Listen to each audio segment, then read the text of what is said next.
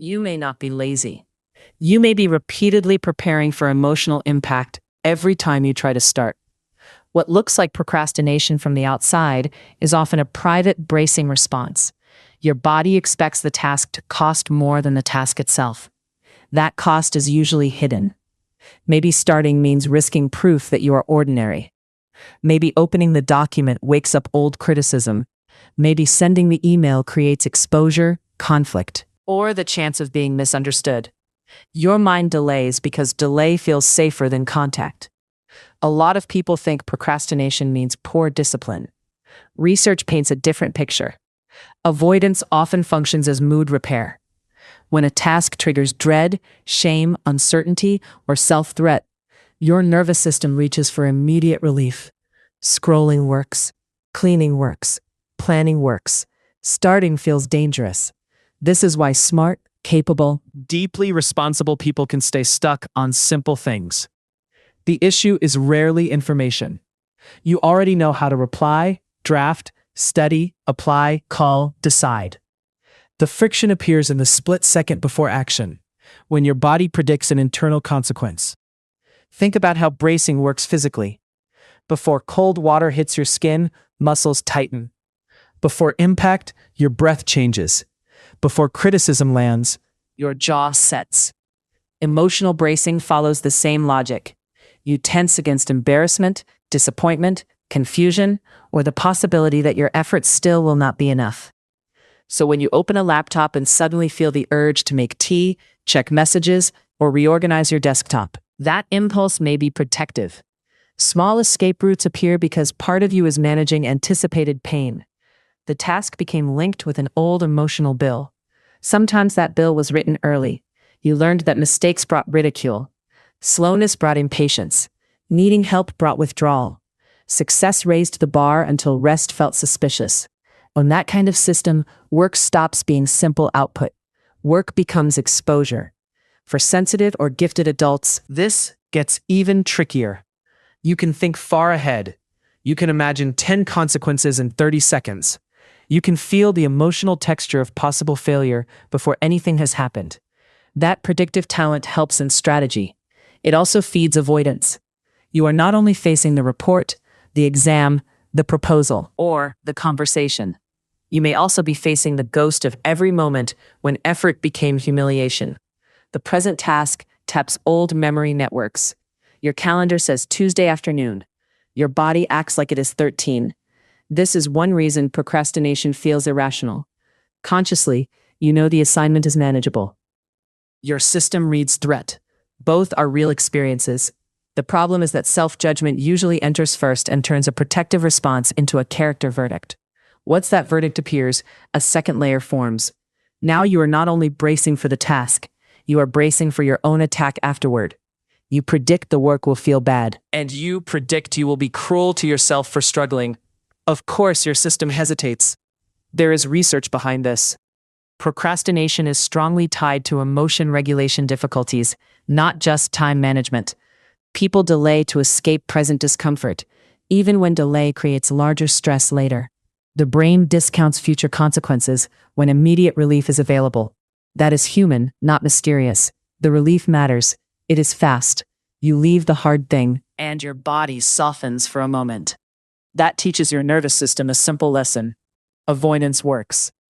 The trouble comes later, when the unfinished task returns heavier and your self-trust drops another inch. This is how people get trapped in a painful loop. The task triggers discomfort. Avoidance reduces discomfort briefly. The brief reduction rewards avoidance. Then shame grows because the task still exists. Next time the task appears, you brace sooner because now it carries both the original fear and accumulated shame. Look at a familiar example. You need to answer an email from someone important. It takes 4 minutes. Yet you reread old messages, check your wording, walk away, come back, and leave it overnight. The message is small. The emotional meaning around it is huge. Maybe the email represents authority. Maybe it risks sounding foolish. Maybe it asks you to take up space in a way your history coded as unsafe. So your body stalls, and your mind produces noble-sounding reasons. You tell yourself you need clarity, the right tone, a better hour. Or think about creative work. People call themselves inconsistent, but often they are guarding against grief. To make something real means finding out whether your taste exceeds your ability, whether people care, whether your inner world survives contact with other minds. Delay can feel like mercy. Career decisions work the same way. A job application can trigger old class anxiety, comparison, imposter feelings, and fear of wanting more. Then the nervous system does something clever. It shifts you into optimization.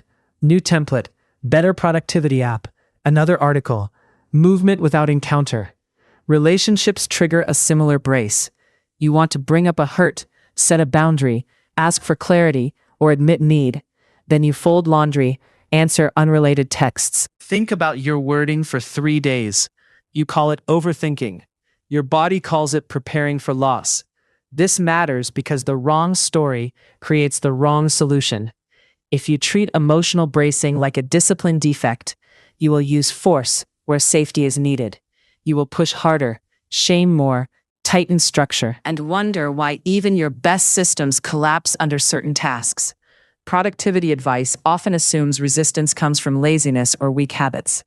Sometimes habits are part of the answer, but if the task is loaded with threat, structure alone can fail. A color-coded calendar does very little for a nervous system expecting rejection, collapse, or proof of inadequacy. What helps first is recognition. Catch the moment before escape. Notice the breath hold, the slight nausea, the wandering urge, the sudden interest in trivial errands. Those signs tell you something precise. Your system has shifted from doing into guarding. That is useful information. Then get concrete. Ask one grounded question. What feeling am I trying not to feel if I begin this right now? Keep it specific. Shame is different from confusion. Resentment is different from fear. Exposure is different from grief. Naming the actual cost lowers the fog. Reduce the emotional stakes of the first move. Do not demand a masterpiece, a final answer, or a complete plan.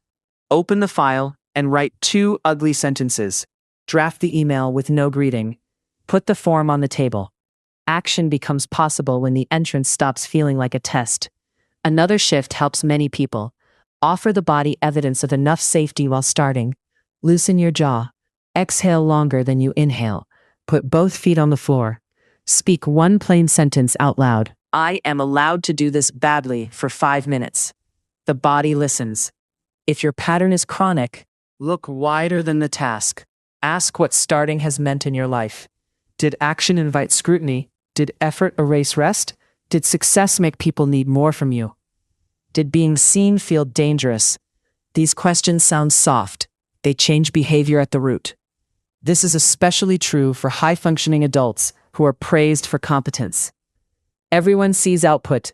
Few people see the strain behind it. You become the reliable one, the quick one, the insightful one. Then every task carries an invisible demand to preserve the identity that kept you valued. That pressure can make even success feel threatening. If you do well, expectations rise. If you do poorly, your self-concept shakes. Either way, the nervous system detects cost. So you postpone, not because you do not care, but because caring is exactly what makes the task electrically charged. There's grief in realizing this. Some of your procrastination was never a moral failure. It was intelligent protection shaped under conditions that taught your system to expect pain around effort, visibility, and uncertainty. The strategy made sense once. The cost is that it now steals hours, trust, and momentum. Healing here does not look like becoming endlessly efficient. It looks like building enough inner safety that action no longer feels like self-endangerment. You still plan, you still practice discipline, but you stop confusing activation with danger, and you stop treating hesitation like evidence of personal defect. The darker truth is that if you keep calling emotional bracing procrastination, you will spend years trying to fix your calendar while your nervous system keeps preparing for a wound that lives inside your memory. Which one of these landed too close to home?